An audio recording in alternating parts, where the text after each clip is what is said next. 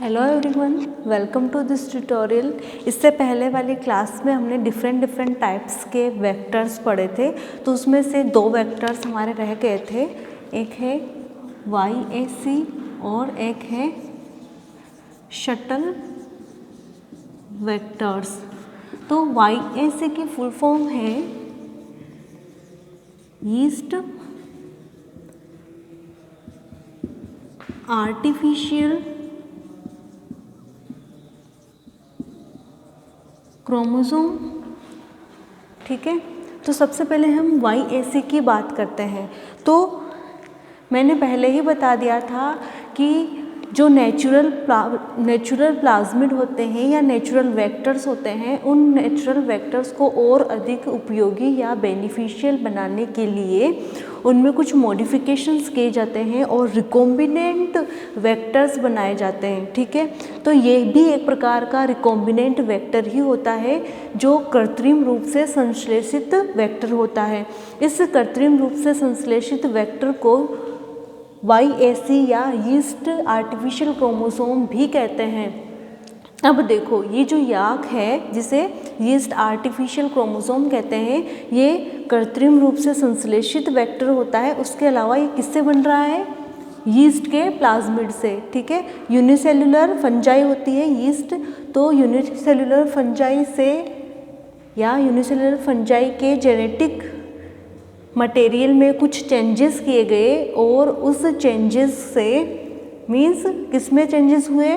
Yeast unicellular fungi होती है।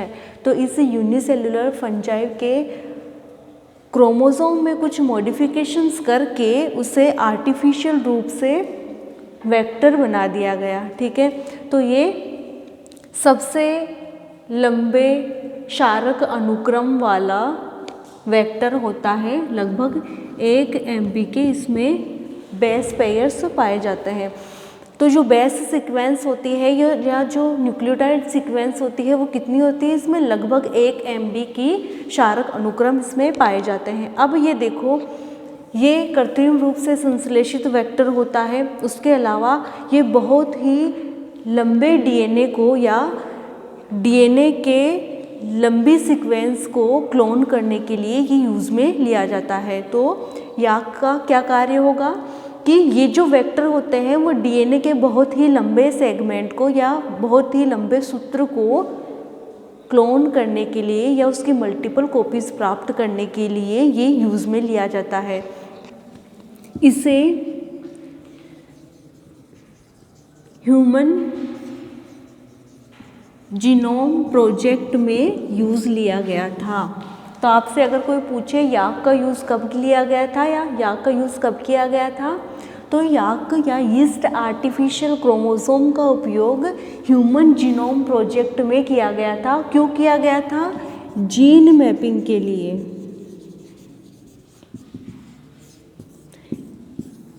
तो यीस्ट आर्टिफिशियल क्रोमोसोम या YAC का यूज़ क्यों किया गया? ह्यूमन जीनोम प्रोजेक्ट में किया गया था और जीन मैपिंग के लिए यूज़ किया गया था। और इसकी हेल्प से बहुत ही लंबी न्यूक्लियोटाइड श्रृंखला या फिर क्षारक अनुक्रमों का क्लोन बनाया जाता है या क्लोन तैयार किया जाता है या उसके क्लोन प्राप्त किए जाते हैं। ठीक है, या मैं सिंपल वर्ड्स में कहूँ तो DNA के मल्टीपल कॉपीज़ इसके थ्रू प्राप्त होती है अगर DNA की लेंथ काफ़ी बड़ी हो तो। फिर देखो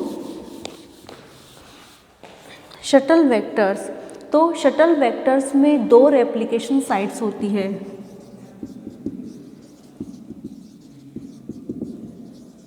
कितनी? 2। तो शटल वेक्टर्स को शटल वेक्टर्स क्यों कहते हैं वो देखो आप, क्योंकि शटल वेक्टर्स में 2 रेप्लिकेशन साइट्स होती है, मीन्स 2 ओरिस्थल होंगे। तो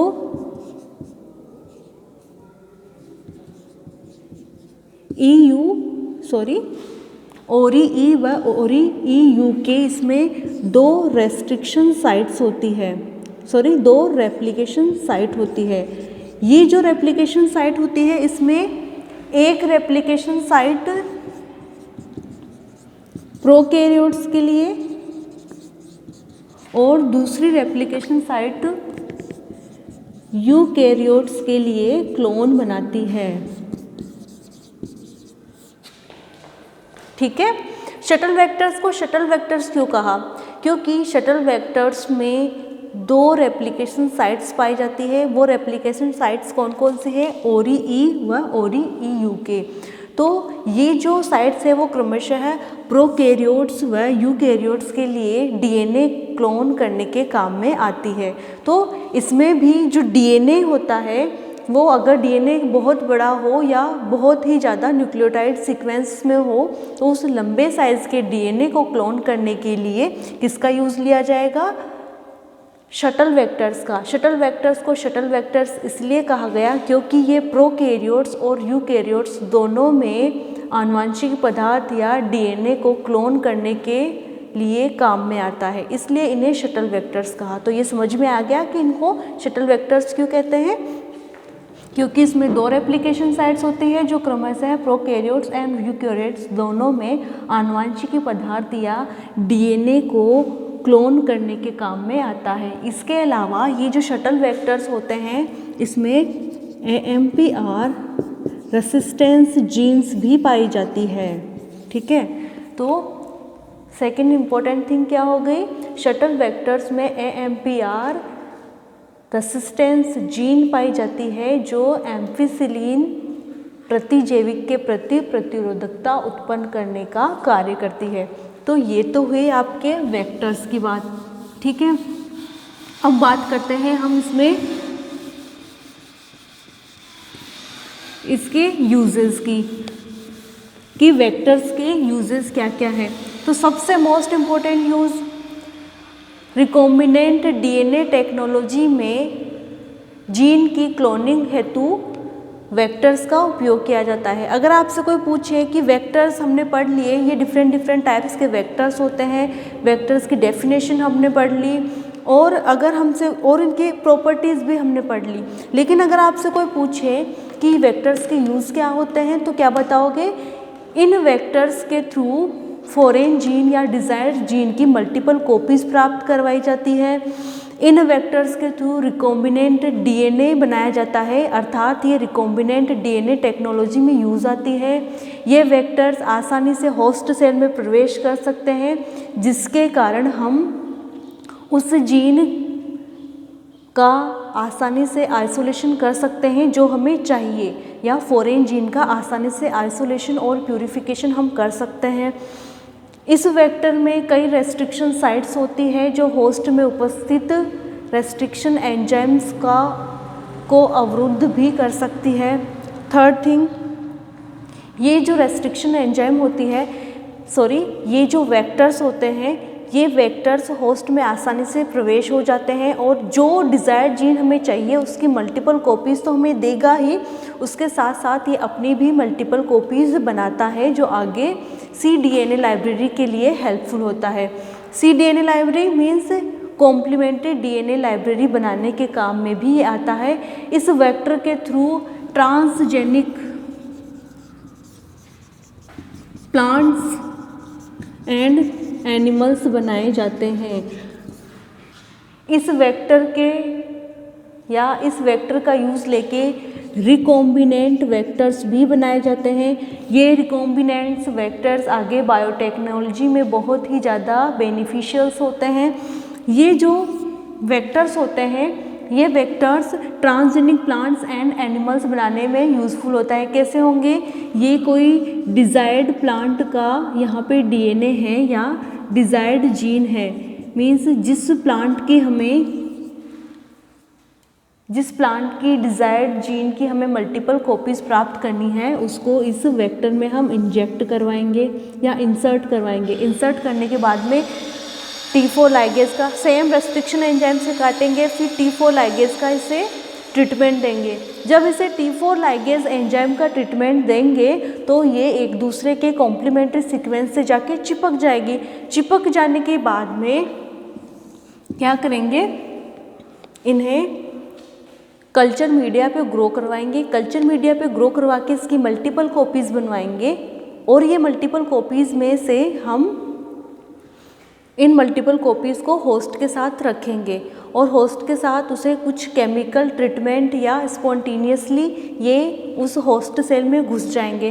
होस्ट सेल में घुसते ही ये क्या करेंगे, होस्ट के आनुवंशिक पदार्थ से स्वतंत्र रूप से अपने जो डीएनए होता है, अपना डीएनए उसमें रेप्लिकेशन करेगा। साथ ही इसमें जो उपस्थित डिजायर्ड या फॉरेन जीन होती है उसमें भी ये रेप्लिकेशन करेगा और उसकी मल्टीपल कॉपीज़ हमें प्राप्त हो जाएगी, जिसका आइसोलेशन और प्यूरिफिकेशन कर लिया जाता है। और ट्रांसजेनिक प्लांट्स बनाने में cDNA लाइब्रेरी में, बायोटेक्नोलॉजी में ये बहुत ही ज़्यादा यूजफुल होता है। इसके अलावा कई सारी एंटीबायोटिक प्रोडक्शन करने वाले जो प्लाज्मिड होते हैं, मैंने आपको बताया था, कुछ प्लाज्मिड में बताया था कि एम्फिसिलिन के रेसिस्टेंस जीन होती है, टेट्रासाइक्लिन के रेसिस्टेंस जीन होती है। इन जीन को इनएक्टिव कर देते हैं, ठीक है। जब इन जीन को जो क्या करती है, एम्फिसिलिन व टेट्रासाइक्लिन के लिए प्रतिरोधकता दर्शाती है, तो इसके क्या हो गए, इनके मेडिसिनल यूज़ में भी ये काम आ सकती है। तो इनकी भी हम मल्टीपल कॉपीज़ बना सकते हैं।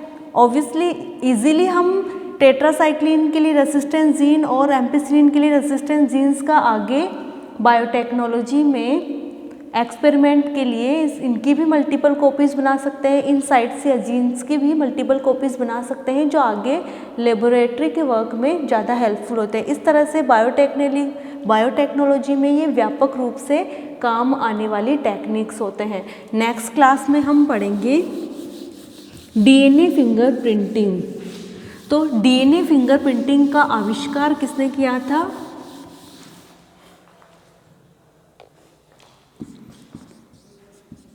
एलिक जॉन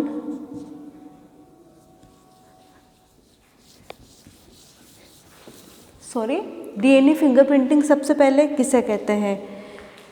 डीएनए फिंगरप्रिंटिंग, प्रत्येक जीव में उसका अपना डीएनए होता है और इस डीएनए में कुछ सीक्वेंस ऐसी होती है जो सिर्फ और सिर्फ उसी व्यक्ति में पाई जाती है, ठीक है।